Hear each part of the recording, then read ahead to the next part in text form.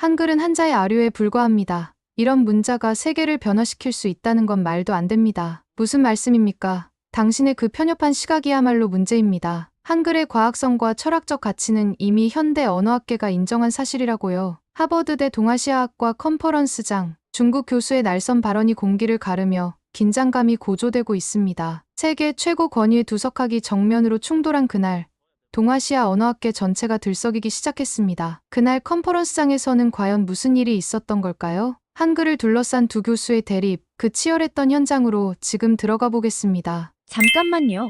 1초면 가능한 좋아요 버튼을 눌러주시면 영상 제작에 큰 힘이 됩니다. 저는 하버드대학교에서 언어학을 가르치는 로버트라고 합니다. 제 인생이 완전히 바뀐 건 3년 전 한 학생의 논문을 읽은 날이었죠. 그때만 해도 저는 그저 평범한 언어학 교수였답니다. 아침 9시 강의, 오후 연구실 근무, 주말엔 가끔 테니스나 치는. 그런데 그날은 좀 달랐어요. 연구실 책상에 쌓인 학생들의 과제물을 검토하던 중이었습니다. 졸음이 쏟아지던 오후 3시, 한국에서 온 교환학생의 논문이 제 눈에 들어왔죠. 뇌졸중 환자의 언어 재활에서 나타나는 문자체계의 영향 한글과 알파벳의 비교 연구. 이 논문은 뇌졸중 환자들의 언어 재활 과정에서 한글이 알파벳에 비해 2배 이상의 효과를 보였다는 충격적인 결과를 담고 있었습니다. 처음엔 그저 흥미로운 주제라고만 생각했어요. 그런데 논문을 읽어 내려갈수록 제 손이 떨리기 시작하더군요. 뇌졸중 환자들의 언어 재활 과정에서 한글을 사용한 치료가 알파벳을 사용한 치료보다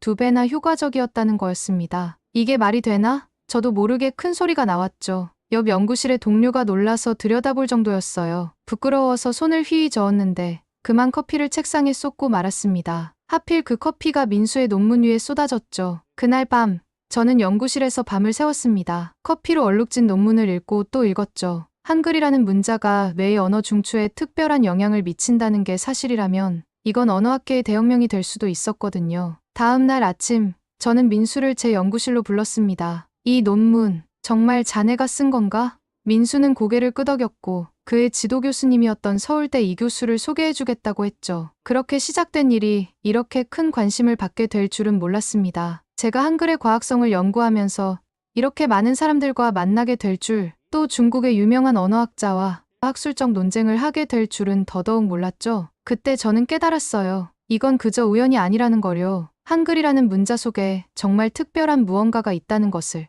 그리고 그걸 제대로 연구해봐야겠다고 마음먹었답니다. 우리가 브리티시 컬럼비아의 자리를 잡은 건 그곳의 교육 환경 때문이었어요. 주 정부가 혁신적인 교육 프로그램에 적극적인 지원을 하고 있다는 걸 알았거든요. 특히 저스트 비포라는 프로그램의 성공 사례를 보면서 우리의 언어 치료 프로그램도 가능성이 있겠다 싶었죠. 처음엔 작은 공간을 빌려 시작했습니다. 주 정부의 교육 지원금 410만 달러 중 일부를 받을 수 있었는데 그게 정말 큰 도움이 됐어요. 연방 정부에서도 115만 달러를 추가로 지원해주겠다고 했고요. 그렇게 우리는 첫 발을 내딛게 되었답니다. 가장 먼저 한 일은 연구팀을 꾸리는 거였어요. 이 교수님이 한국에서 박사 과정 학생 2명을 데려왔고 저는 하버드에서 함께 일하던 연구원 3명을 영입했죠. 작지만 열정 넘치는 팀이었습니다. 우리의 첫 연구는 한글과 한자를 동시에 사용하는 사람들의 뇌 활동을 관찰하는 것이었어요. 이 교수님이 서울에서 가져온 연구 자료를 보면 한글과 한자의 표기 체계 차이가 인지 과정에 특별한 영향을 미친다는 게 흥미로웠죠. 처음 3달은 정말 바빴답니다. 아침 6시부터 밤 10시까지 연구실에서 살다시피 했어요. 한중 한자어 비교 연구도 하고 뇌파 검사도 하고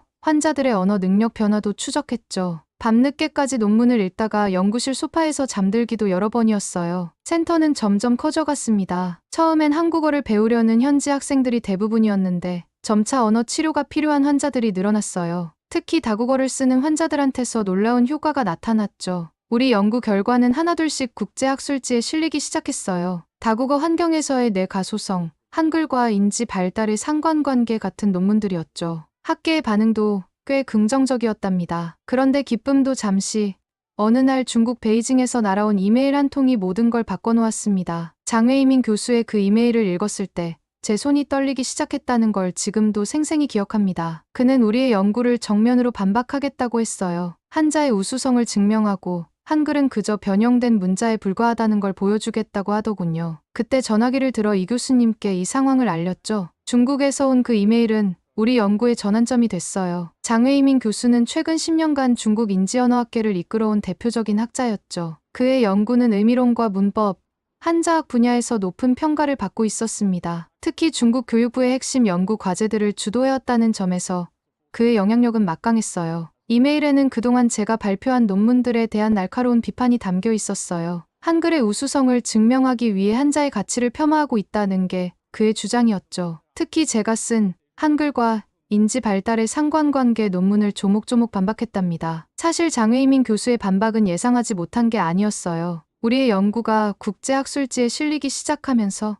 중국 학계에서 불편한 기색을 보이고 있다는 소식은 들어왔거든요. 하지만 이렇게 정면으로 대립각을 세울 줄은 몰랐답니다. 이 교수님과 밤새 대책을 논의했어요. 우리가 가진 건 데이터뿐이에요. 교수님의 말씀이 맞았죠. 감정적으로 대응하면 안 된다는 걸 알았습니다. 우리는 즉시 연구팀을 재정비했어요. 한글과 한자의 인지과학적 비교 연구에 집중하기로 했죠. 다음 날부터 우리는 더 체계적인 연구를 시작했어요. 한글은 표문자로서 발음 기관의 모양을 본떠 만들어졌고 자음과 모음의 조합이 과학적이라는 걸 증명해야 했거든요. 네덜란드 라이덴 대학의 프리츠 포스 교수가 한국인들은 세계에서 가장 좋은 알파벳을 발명했다고 평가한 것도 좋은 근거가 됐답니다. 하지만 장웨이민 교수의 반박은 점점 더 거세졌어요. 학술적인 비판을 넘어 언론 인터뷰까지 시작한 거죠. 한글은 한자 문화권에 변형된 산물에 불과하다는 그의 발언이 중국 언론에 크게 보도됐습니다. 더 나아가 한자야말로 인류 최고의 문자 체계라며 문화 제국주의적 발언까지 서슴지 않았어요. 이 과정에서 흥미로운 현상이 벌어졌습니다. 중국 내 소수 민족 언어 연구자들이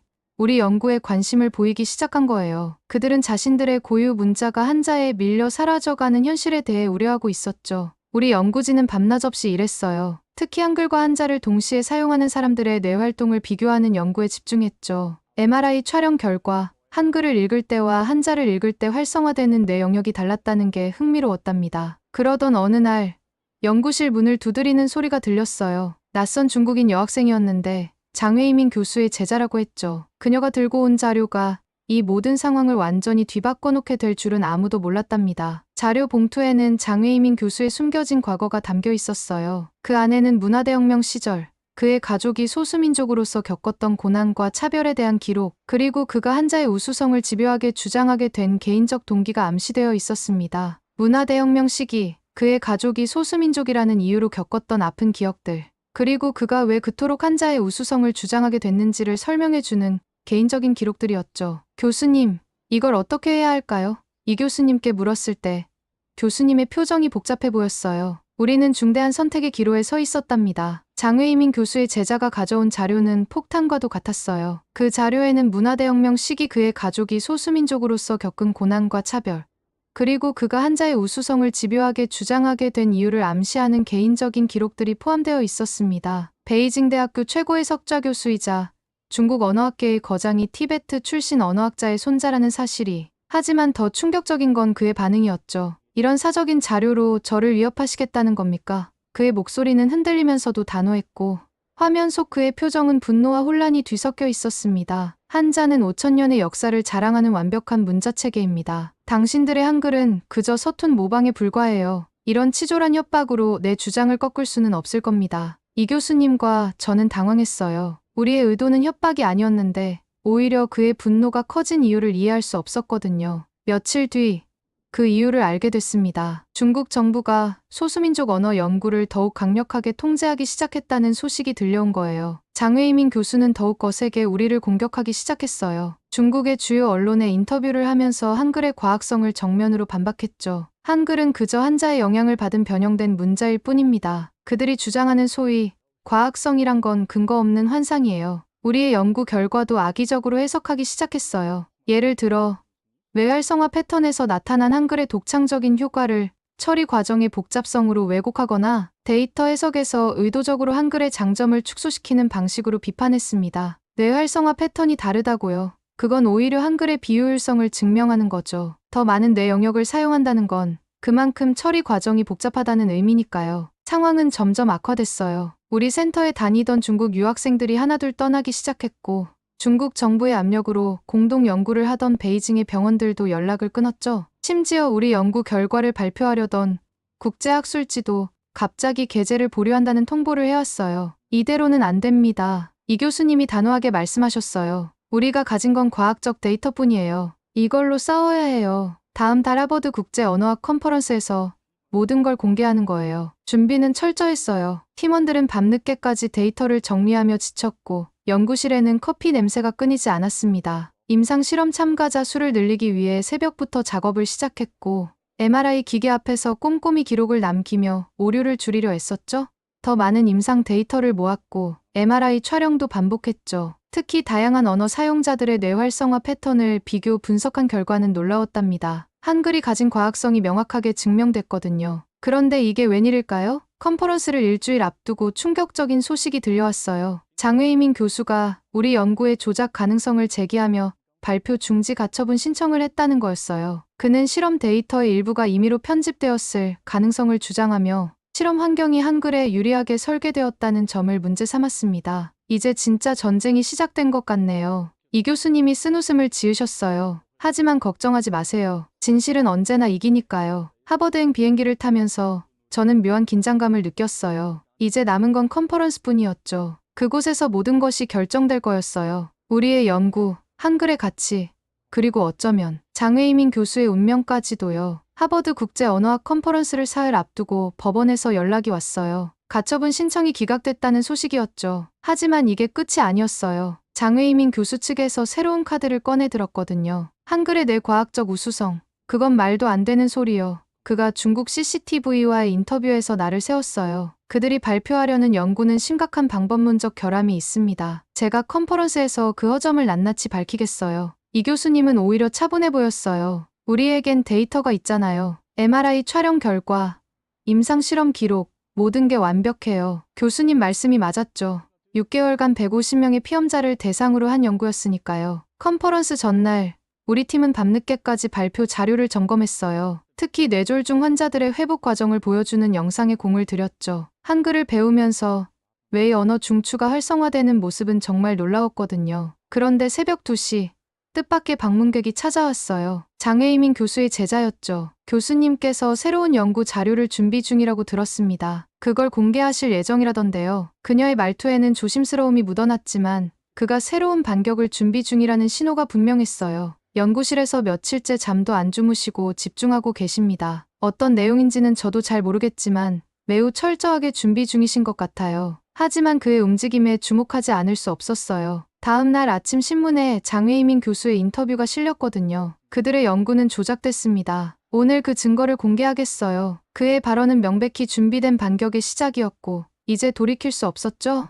컨퍼런스장은 이례적으로 많은 청중으로 가득 찼어요. 장외이민 교수가 먼저 발표를 시작했죠. 그는 한자의 역사적 우수성을 강조하며 한자는 단순한 문자 체계를 넘어 동아시아 문명의 근본입니다. 반면 한글은 표현 문자로서 고유한 역사적 독립성이 부족합니다. 라고 주장했습니다. 이어서 그는 이 MRI 데이터는 조작됐을 가능성이 높습니다. 뇌의 이런 활성화 패턴은 기존의 과학적 연구 결과와 맞지 않습니다. 라며 구체적인 수치를 언급하며 우리의 연구 신뢰성을 흔들려 했습니다. 역사적 우수성을 강조하며 우리 연구의 허점을 지적하기 시작했어요. 청중들 사이에서 술렁임이 일었어요. 드디어 우리 차례. 이 교수님이 단상에 올랐을 때 장내가 조용해졌어요. 교수님은 차분하게 말씀을 시작하셨죠. 오늘 우리는 진실만을 말씀드리겠습니다. 데이터로 보여드리는 진실을요. 그리고 시작된 우리의 반격. 실시간 MRI 촬영 영상에서는 한글을 읽을 때 뇌의 언어 중추와 관련된 영역이 활성화되는 모습이 명확히 나타났고 환자들의 회복 과정 기록은 언어 재활 속도가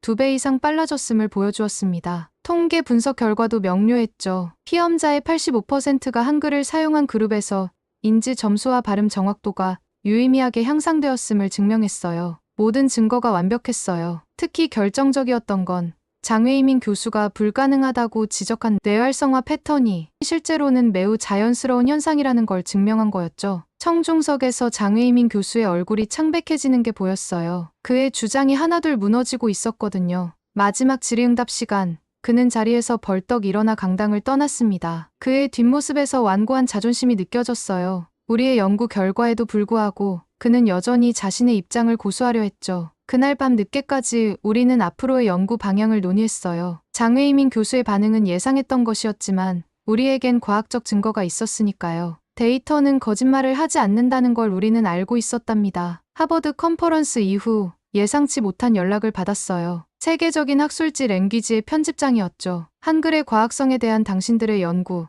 우리가 검증해보고 싶습니다. 이 교수님과 저는 밤낮 없이 준비했어요. 논문 심사는 정말 까다로웠죠. 먼저 편집장의 초기 평가를 거쳐야 했고, 이후 3명의 전문가가 익명으로 우리 연구를 검토한다고 했어요. 가장 어려웠던 건 MRI 데이터의 검증이었어요. 모든 실험의 프로토콜을 표준화하고 노이즈를 제거하는 전처리 과정을 거쳐야 했죠. 특히 통계 분석 과정에서는 한치의 오차도 허용되지 않았답니다. 장외이민 교수 측에서도 가만히 있지 않았어요. 뇌과학 연구에서 문화적 편향성을 배제할 수 없다며 반박 논문을 제출했죠. 그는 우리의 실험 조건이 한글 사용자들에게 유리하게 설계되었다고 주장하며 뇌활성화 데이터를 해석할 때 중립적이지 않았다는 점을 문제 삼았습니다. 생성문법과 인지언어학의 오랜 논쟁처럼 이론적 관점의 차이도 컸어요. 하지만 데이터는 거짓말을 하지 않았어요. 반복 실험을 통한 재현성 확인에서도 동일한 결과가 나왔고 여러 연구진의 검토를 거치면서 우리의 연구는 더욱 탄탄해졌답니다. 결정적인 순간은 한국 S대학교의 한 교수님의 연구가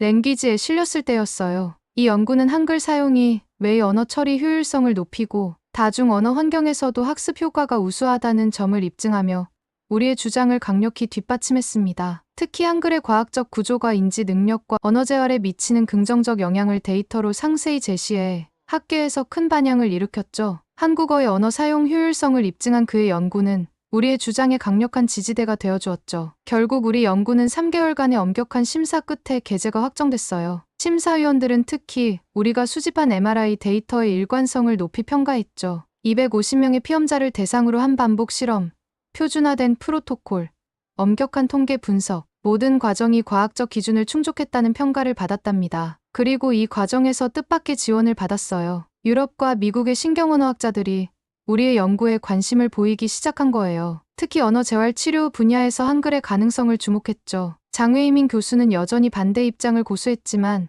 이제 그의 주장은 점점 더 고립되어 갔어요. 과학적 증거 앞에서는 이념적 대립도 문화적 편견도 의미가 없었으니까요. 하버드 컨퍼런스와 랭귀지 저널 게재 이후 우리 연구는 새로운 방향으로 나아가기 시작했어요. 언어 재활 치료 프로그램에 한글을 활용하는 실험적 교육 모델을 개발했으며 이를 통해 다국어 사용자들의 인지 능력 향상에 미치는 영향을 조사하기 시작했죠. 이 교수님 말로는 한국의 문화체육관광부에서도 한국어 세계화 전략을 발표했다고 하더라고요. 이제 한글은 단순한 문자가 아닌 대한민국의 브랜드 가치를 높이는 강력한 원동력으로 인정받고 있다고 했죠. 실제 데이터로 확인된 한글의 성장은 놀라웠어요. 문화체육관광부가 발표한 한국어 세계화 전략에 따르면 248개였던 세종학당이 2027년까지 350개로 확대될 예정이라고 했습니다. 이건 단순한 숫자의 증가가 아닌 한글에 대한 세계적 관심이 폭발적으로 늘어나고 있다는 증거였죠. 한국어 사용자 수도 인상적이었어요. 2020년 기준으로 무려 7,730만 명이 한국어를 제1언어로 사용한다는 통계가 나왔어요. 전 세계 언어 중 14위라는 건 한국어의 위상이 그만큼 높아졌다는 의미였죠. 이런 성과는 한글의 과학성을 연구하는 우리에게 큰 힘이 됐답니다. 우리 연구진은 이 흐름을 더 구체적인 데이터로 뒷받침하고 싶었어요. 그래서 뇌졸중 환자들의 회복 과정을 추적하는 임상 데이터를 추가로 수집하고 한글과 다른 문자 체계의 사용이 언어 습득 속도에 미치는 영향을 비교 분석하는 연구를 진행했습니다. 특히 언어 치료 분야의 성장 가능성이 눈에 띄었죠. 전 세계 언어 치료 시장이 2023년 99억 달러에서 2030년까지 170억 달러 규모로 성장할 것으로 전망됐거든요. 이런 시장의 성장은 한글의 과학적 우수성을 입증할 수 있는 좋은 기회였답니다. 유네스코가 1989년에 제정한 세종대왕상의 의미도 새롭게 다가왔어요. 문맹 퇴치에 기여한 개인이나 단체에게 수여하는 이 상은 한글의 가치를 세계가 인정한 상징이었으니까요. 세종대왕의 한글 창제 정신이 현대에도 여전히 살아있다는 걸 보여주는 증거였죠. 매일 새로운 연구 결과가 쌓여갔어요. 우리는 한글의 과학성을 더 객관적으로 입증하기 위해 실제 임상 데이터를 모으고 더 정교한 연구 방법을 개발하는 데 집중했답니다. 특히 반가웠던 건 젊은 연구자들의 관심이었어요. 그들은 한글이 다중언어 학습과 신경 재활에 미치는 영향에 주목했고 우리가 미처 생각하지 못한 새로운 연구 방향을 제시해 주었죠. 하지만 해결해야 할 과제들이 여전히 많았어요. 더 많은 임상 데이터가 필요했고 연구 방법도 더욱 발전시켜야 했죠. 게다가 장외이민 교수는 여전히 반대 입장을 고수하며 이제는 학문적 논쟁을 넘어 정치적인 주장까지 펼치기 시작했답니다. 그래서 우리는 더 체계적인 연구 시스템을 구축하기 시작했어요. 전 세계 연구진들과의 네트워크를 만들고 표준화된 연구 프로토콜을 개발했죠. 이런 노력들이 하나둘씩 결실을 맺기 시작했답니다. 매일 아침 연구실에 들어설 때마다 새로운 희망을 느꼈어요. 우리의 연구가 한글의 가치를 세계에 알리는 데 기여하고 있다는 생각에 가슴이 뿌듯했죠. 세종대왕님의 꿈이 이제는 전 세계의 꿈이 되어가고 있었으니까요. 이제 우리는 새로운 도전을 시작하려고 해요. 더 많은 연구, 더 많은 증거, 그리고 더 많은 가능성을 향해서요. 한글의 과학성이 세상을 바꿀 수 있다는 우리의 믿음은 더욱 강해졌답니다. 그리고 마침내 세계가 우리의 연구에 주목하기 시작했어요. 문화체육관광부가 세계 미래 세대를 잇는 한국어 세계화 전략을 발표했고 하버드의 제 동료들도 깊은 관심을 보였죠. 전 세계 곳곳에서 세종학당이 문을 열고 있었어요. 네팔의 깊은 산속 마을에서도 쿠바의 푸른 해변가에서도 한글을 배우는 학생들의 목소리가 들리기 시작했죠. 특히 베트남에서는 한글 수업을 듣기 위해 새벽부터 줄을 서는 진풍경이 벌어지고 있다는 소식을 들었어요. 베트남 내 주요 기업들이 한국어 능력을 우대 조건으로 내세우면서 한국어를 배우려는 열기가 뜨거워졌다는 이야기도 들렸죠. 한국 드라마와 케이팝의 인기가 베트남에서 높아진 것도 한글 학습 열풍에 큰 영향을 주었다고 해요. 한글이 이렇게 특별한 줄 몰랐어요. 세종학당에서 만난 한 러시아 학생이 말했죠. 다른 문자들과는 뭔가 달라요. 마치 퍼즐을 맞추듯 재미있게 배울 수 있거든요. 가장 신기했던 건 디지털 세상에서 피어나는 한글의 새로운 모습이었습니다. 메타버스 세종학당에서는 전 세계 학생들이 가상 공간에서 만나 함께 한글을 배우고 있었죠. 학생들은 한국 전통 한옥을 재현한 가상 공간에서 수업을 듣고 게임처럼 설계된 퀘스트를 통해 한국어 단어와 문법을 익히는 방식으로 학습했습니다. AI 선생님과 대화하며 한국어를 연습하는 광경은 마치 미래 영화의 한 장면 같았답니다. AI 한국어 선생님 애플리케이션도 놀라웠어요. 학생들은 AI와 자유롭게 대화하며 발음을 교정받고 장문 피드백도 받을 수 있게 됐죠. 디지털 기술이 한글 교육의 새로운 지평을 열어준 거예요. 하버드에서도 변화가 느껴졌어요. 제 동료 교수들이 한국어 수업에 대한 관심을 보이기 시작했고 수강 신청 경쟁도 치열해졌어요. 실제로 한 교수님은 자신의 자녀와 함께 한국 드라마를 시청하며 한국어를 배우기 시작했다고 말했습니다. 또 다른 교수님은 한국의 전통 문화와 언어를 연구하기 위한 특별 세미나를 열 계획을 세우고 있다고 했죠. 예일이나 스탠포드대에서도 비슷한 현상이 일어나고 있었죠. 제가 가장 자부심을 느끼는 건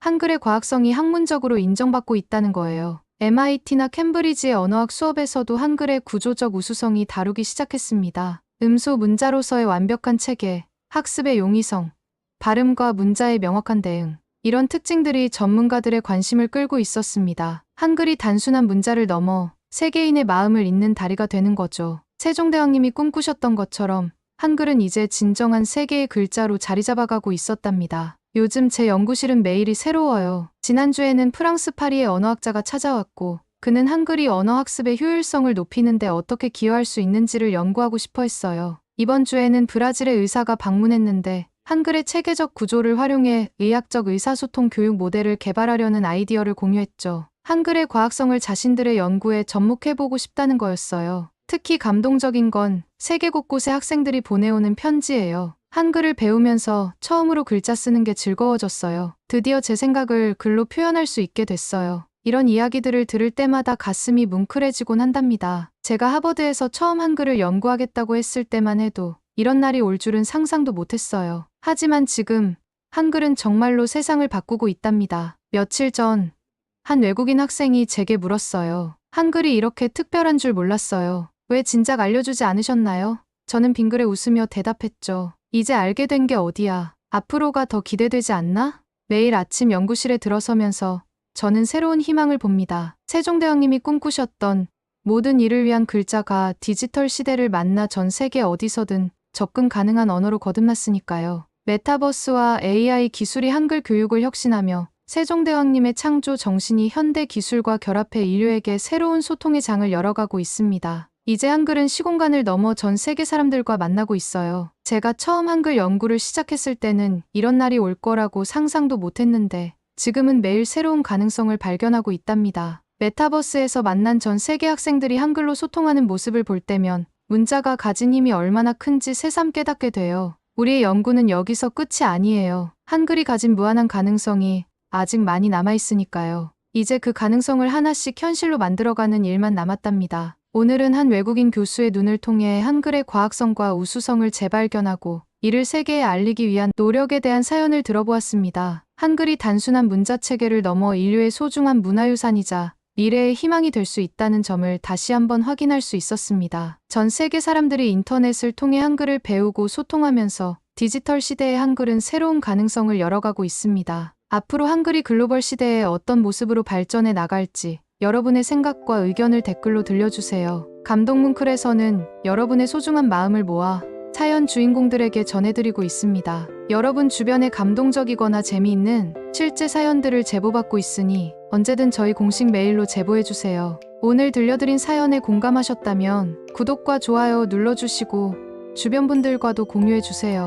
여러분의 작은 관심과 응원이 더욱 좋은 콘텐츠를 만드는데 큰 힘이 됩니다. 오늘도 여러분의 하루의 작은 즐거움이라도 되었기를 바라며 지금까지 감동문클이었습니다. 끝까지 시청해주셔서 감사합니다. 다음에 더 감동적인 사연으로 찾아뵙겠습니다.